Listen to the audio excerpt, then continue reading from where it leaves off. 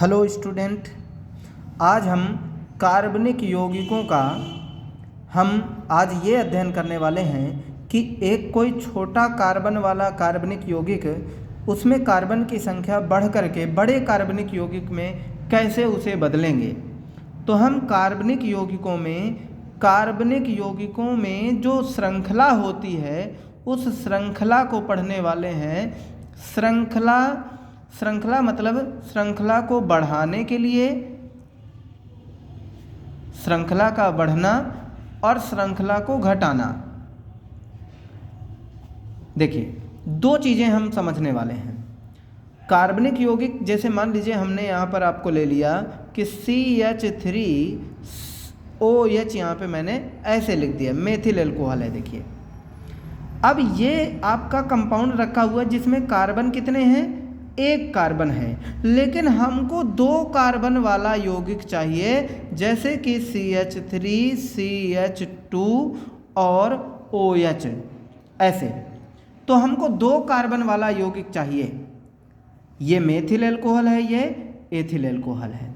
तो दो वाला कार्बन वाला जो है, एक कार्बन से दो कार्बन हो गया, तो हम इसको कैसे बदलेंगे, यही हमको आज समझना है कि हम कार्बन की संख्या कैसे बढ़ाएंगे, या हम बड़े कार्बन वाले अणु से छोटे कार्बन वाले अणु में कैसे लाएंगे। ये भी हमको समझना है कि इसको इसमें कैसे बदला जाएगा। तो इसके लिए हम आज सिखाने वाले हैं, यानी श्रृंखलन अवरोहण यानी श्रृंखलन का बढ़ाना और घटाना हम लोग समझेंगे। तो हम सबसे पहले बात करते हैं कि हम बढ़ाते कैसे हैं। क्या? बढ़ाना, यानी बढ़ाना पढ़ेंगे हम लोग पहले कि श्रृंखला को हम बढ़ा कैसे सकते हैं। तो इसके लिए कुछ मेथड हैं, इसको हम लोग जो है देख रहे हैं। नंबर फर्स्ट मेथड होगा, सपोज करिए आपके पास कोई एल्किल हैलाइड है, मतलब एक कार्बन वाला हो सकता है, ये दो कार्बन वाला हो सकता है। हमें इसको ज़्यादा कार्बन में बढ़ाना है, यानी यहाँ पे तो ठीक है, ये जितना कार्बन है उतना लिए रहे, साथ में और कार्बन लग जाए। तो एल्किल हैलाइड है, यदि हम इसमें अगर एल्कोहलिक केशियन की अभिक्रिया करा दें, केशियन पोटेशियम साइनाइड एल्कोहलिक, जब एल्कोहलिक केशियन की अभिक्रिया कराओगे तो यहाँ से आपका KX निकल जाएगा और CN यहीं अटैच हो जाएगा, तो RCN ये आपका प्रोडक्ट बनेगा। जब ये प्रोडक्ट बनेगा तो आप कहेंगे कि इसमें अभी कार्बन कहाँ बढ़ा, तो अभी तो नहीं बढ़ा, लेकिन फिर भी साइनाइड आकर प्रवेश हो गया, और इसमें जब हम अम्ल की उपस्थिति में जल अपघटन करा देंगे तो हम अम्ल लिख सकते हैं यहाँ पे, या HCl लगा सकते हैं, कोई दिक्कत नहीं, चाहे H+ लिख दें चाहे HCl पूरा लिख दें। तो अम्ल की उपस्थिति में जल अपघटन कराओगे तो ये जो साइनाइड ग्रुप है वो हट करके कार्बन के साथ अम्ल में बदल जाएगा। जब अम्ल में बदल जाएगा तो ये प्रोडक्ट आपका बन जाएगा RCOOH। ये जो प्रोडक्ट आपका बना, इसमें देखिए कि कार्बन की संख्या आपके एक ये बन गई, ये एक्स्ट्रा बढ़ गई। यहाँ तो जितने थे वहाँ पहले शुरुआत में जितने थे वो यहाँ पर भी है, लेकिन एक कार्बन एक्स्ट्रा बढ़ गया। जब एक कार्बन एक्स्ट्रा बढ़ गए तो ये आपका एक विधि हो गई। दूसरा मेथड होगा कि मान लीजिए आपने RX ले लिया। आप कहोगे सर हमारे पास RX ना हो, हमारे पास इस तरह एथिल एल्कोहल हो, तो भी कोई दिक्कत नहीं भाई, हम पहले इस एल्कोहल को हैलाइड में बदल लेंगे, PCl5 की अभिक्रिया करा देंगे, यहाँ पे मेथिल क्लोराइड ऐसे ही वाला बन जाएगा PCl5 की अभिक्रिया। ये तो कन्वर्जन आप लोगों को सिखाए गए होते हैं।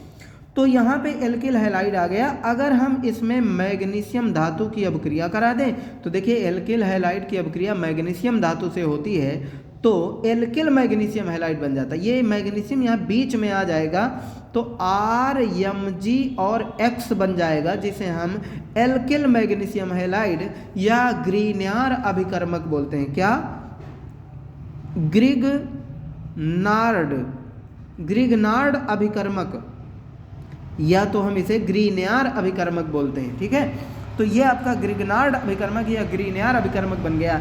उसी ग्रीन्यार अभिकर्मक में हम बहुत सारे, हमारे पास इसके लिए ऑप्शन है, यानी RMgX में हमने कन्वर्ट कर लिया।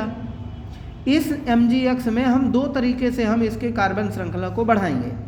या तो आप फॉर्मेल्डिहाइड की अभिक्रिया करा दो HCHO से, फॉर्मेल्डिहाइड की अभिक्रिया करा दोगे तो ये प्रोडक्ट में बदल जाएगा आपका। फॉर्मेल्डिहाइड के बाद जब कराओगे तो इसकी अभिक्रिया होने पर RCH2 ग्रुप लग जाएगा और यहाँ पे साथ में एल्किल मैग्नीशियम हैलाइड भी जुड़ा होने के बाद है यहाँ पे OMgX ये हो गया।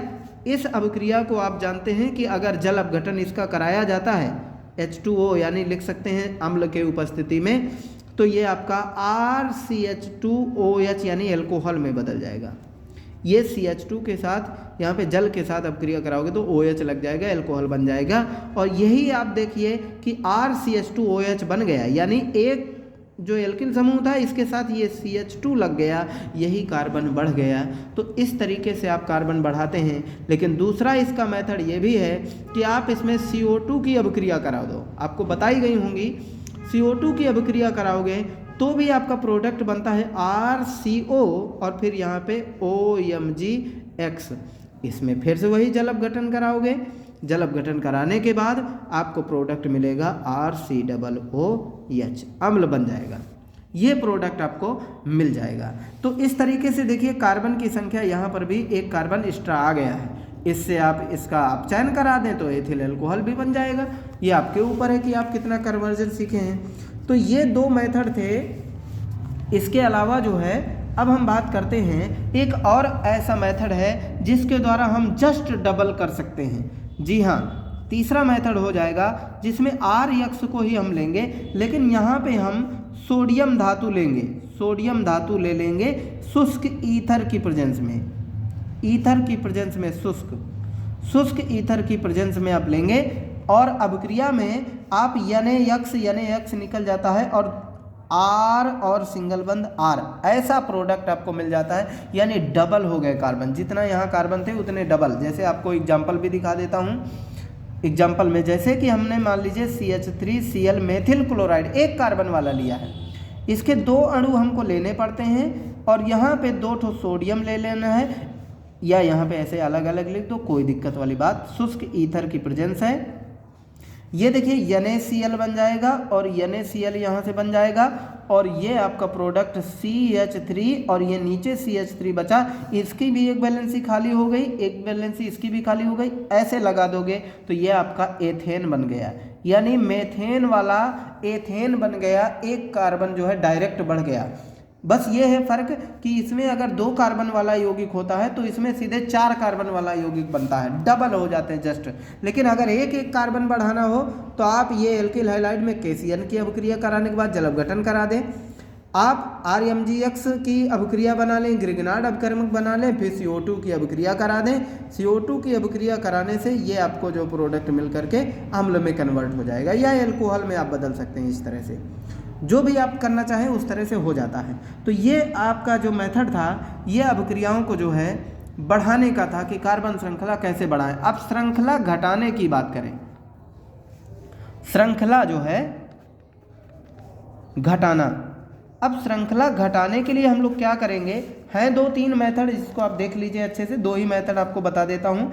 अगर ऐसे एमाइड ग्रुप में पहले उसको ले आना है, ये RCONH2 एमाइड ग्रुप होता है, इसमें आप ब्रोमीन की अभिक्रिया प्लस NaOH की अभिक्रिया कराते हो तो आपको प्राथमिक एमीन प्राप्त हो जाती हैं, जिसे हम लोग पढ़ते भी हैं कि ये आपकी हाफ मैन ब्रोमाइड अभिक्रिया जानी जाती है, हाफ मैन ब्रोमाइड अभिक्रिया। एंड लास्ट इसमें जो है RCOOH है और हम इसमें सोडियम हाइड्रोक्साइड NaOH CaO की प्रेजेंस में, यानी सोडा लाइम, तो हमें RH मिल जाता है, यानी आपको नॉर्मल सा एल्केन मिल जाता है, ये कार्बन हट जाती है।